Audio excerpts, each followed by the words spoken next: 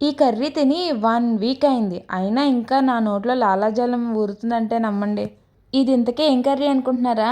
మన mutton curry అండి. అది మన స్టైల్‌లో.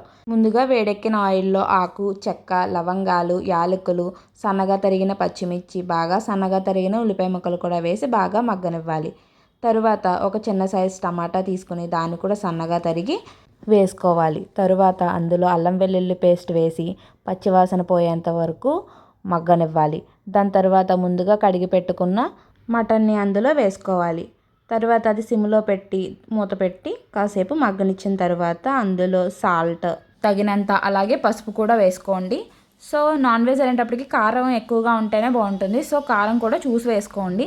ధనియాల పొడి కూడా వేసుకోండి. అలాగే ఇదంతా కూడా మనకి సిమ్లో ఉంచుకుని చేసుకోవాలి.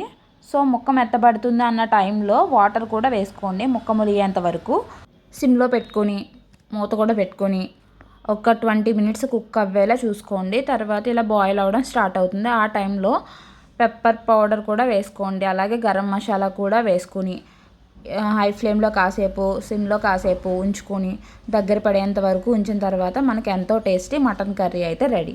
Please like and subscribe. Thank you for watching.